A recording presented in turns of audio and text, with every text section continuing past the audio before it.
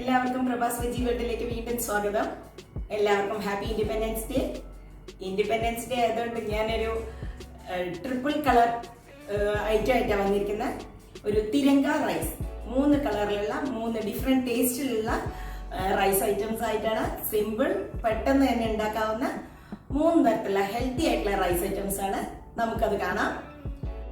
നമുക്ക് ആദ്യം Tiranga റൈസിലെ green rice ഉണ്ടാക്കി നോക്കാം. ഗ്രീൻ റൈസിനായിട്ട് ഞാനൊരു തനി നാടൻ ചീരയാണ് ഉപയോഗിക്കുന്നത്.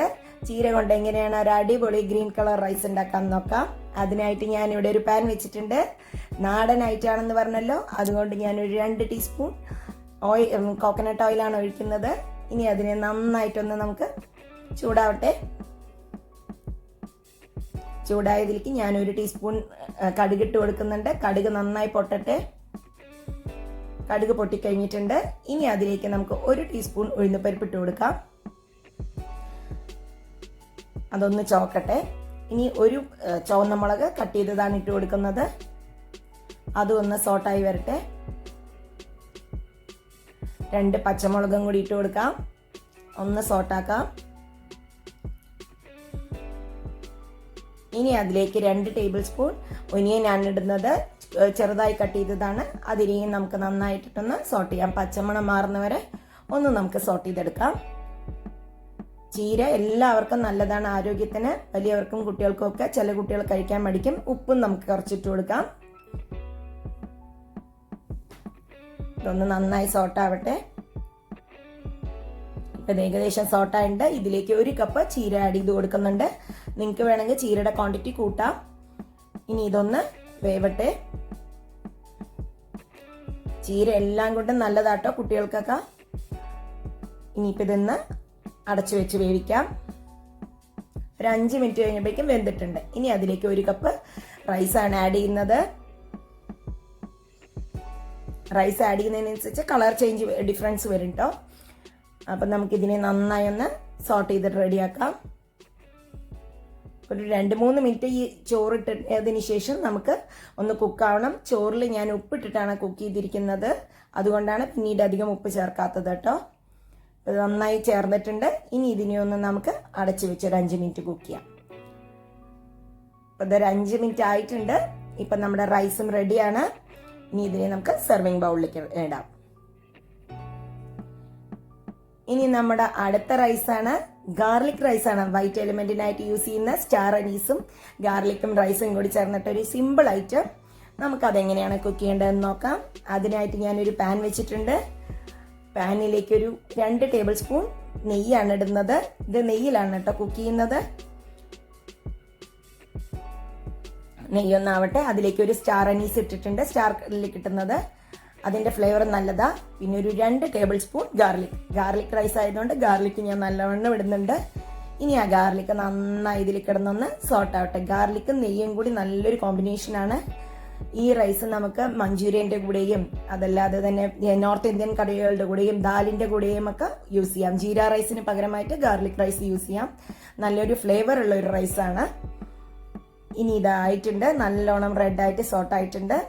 ഇനി അതിലേക്ക് നമുക്ക് 1 കപ്പ് റൈസ് ആഡ് ചെയ്ത് കൊടുക്കാം. ഞാൻ ഈ റൈസ് വേവിക്കുമ്പോൾ അതിൽ ഓൾറെഡി കുറച്ച് മസാലകളൊക്കെ ഇട്ടിട്ടാണ് വേവിച്ചിരിക്കുന്നത്. അപ്പം ആ റൈസിന് തന്നെ ഒരു ഫ്ലേവർ ഉണ്ട് കേട്ടോ. ഏലക്കായും ഗ്രാമ്പും പട്ടയൊക്കെ കൂടി ഇട്ടിട്ട് ഞാനൊന്ന് വേവിച്ചിരിക്കുന്നത്. പിന്നെ ഇത് നന്നായി ഒന്ന് സോട്ടാവട്ടെ. ഒരു 5 മിനിറ്റ് നമുക്കിതിനെ സോട്ട് ചെയ്തിട്ട് വെക്കാം. അപ്പം നമ്മുടെ സെക്കൻഡ് റൈസും ഏകദേശം റെഡി ആയിട്ടുണ്ട്. നല്ലൊരു ഫ്ലേവർ ഉള്ള ഒരു റൈസ് ആയിരിക്കും ഇത്.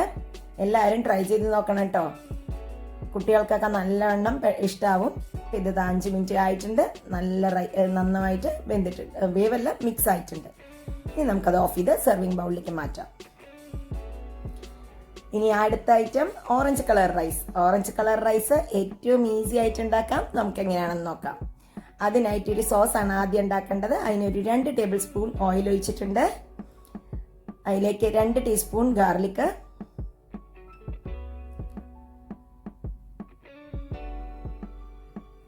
1 ടീസ്പൂൺ ജിഞ്ചർ,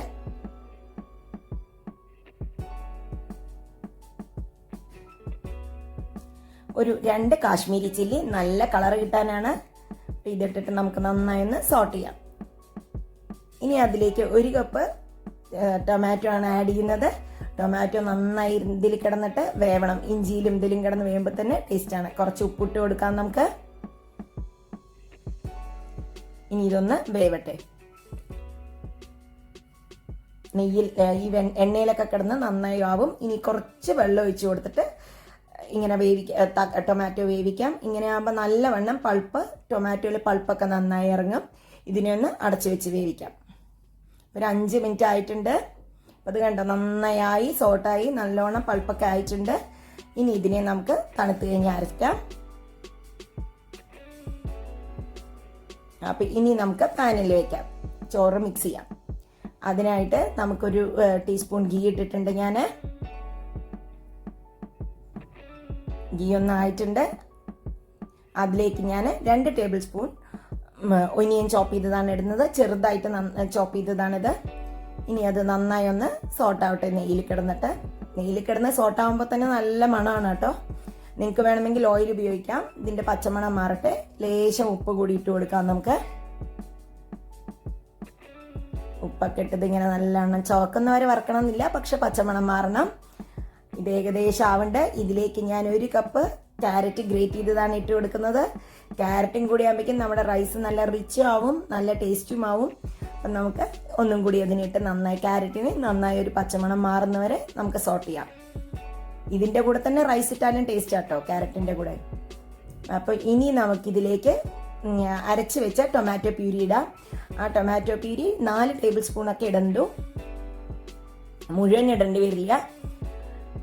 4 ടേബിൾ സ്പൂൺ ഞാൻ ഇട്ടിട്ടുണ്ട്. ഇനി അതിനെ നന്നായി ഇതിൻ്റെ കൂടെ ചേർത്തിട്ട് ആ വെള്ളം ഒന്ന് വറ്റുന്നവരെ ഒന്ന് മിക്സ് ആക്കാം നമുക്ക്. ഇതൊരു കുഴഞ്ഞ പരുവത്തിലായിരിക്കും. 1 ടീസ്പൂൺ ഓയിലും കൂടി ഞാൻ ഒഴിച്ചു കൊടുത്തിട്ടുണ്ട്. ഇനി അതിപ്പോൾ എല്ലാം വെള്ളമൊക്കെ അതിലൊക്കെ സെറ്റ് ആയിട്ടുണ്ട്. നല്ല കളർ കണ്ടോ അത്. ഇനി അതിലേക്ക് 1 ടീസ്പൂൺ ഞാൻ പാവ് ഭാജി മസാലയാണ് ഇട്ട് കൊടുക്കുന്നത്. ഒരു ഫ്ലേവറിന് വേണ്ടിയിട്ട് നമുക്കതിനെ നന്നായി ഒന്ന് സോട്ട് ചെയ്യാം. ഓയിൽ വേണമെങ്കിൽ നിങ്ങൾക്ക് കുറച്ച് കൂടുതൽ ഉപയോഗിക്കാം. ഇനി അതിലേക്ക് നമുക്ക് 1 കപ്പ് റൈസ് ഇടാം. റൈസ് ഇട്ട് നന്നായി ഇതിനെ ഒന്ന് സോട്ട് ചെയ്യട്ടെ. ഉപ്പിട്ട റൈസാണ്. ഉപ്പും ഏലക്കായും ഗ്രാമ്പും ഒക്കെ ഇട്ട റൈസാണ്. അപ്പോൾ റൈസിന് തന്നെ ഒരു ഫ്ലേവർ ഉണ്ട്. ഇനി നമുക്കിതിനെ നന്നായി ഒന്ന് മിക്സ് ചെയ്യാം. നിങ്ങൾക്ക് വേറെ ഏതെങ്കിലും ഫ്ലേവർ വേണമെങ്കിൽ ആഡ് ചെയ്യാം. ബിരിയാണി മസാലയ്ക്ക് ഇട്ട് കൊടുക്കാം, കുഴപ്പമില്ല. ഞാൻ പാവ് ഭാജിയുടെ ഒരു ഡിഫറെൻറ്റ് ഫ്ലേവർ വരാൻ വേണ്ടിയിട്ടതാണ്. ഇതിപ്പോൾ നമ്മുടെ ഓറഞ്ച് കളർ റൈസ് കണ്ടോ റെഡി ആയി വന്നിട്ടുണ്ട്. നല്ലൊരു ഫ്ലേവറും നല്ലൊരു ടേസ്റ്റുമുള്ള ഒരു ഡിഫറെൻറ്റ് ടേസ്റ്റുമുള്ള ഒരു റൈസ് ആയിരിക്കും. എല്ലാവരും ട്രൈ ചെയ്ത് നോക്കൂ. ഇനി നമുക്കിതിനെ സെർവിങ് ബൗളിലേക്ക് മാറ്റാം.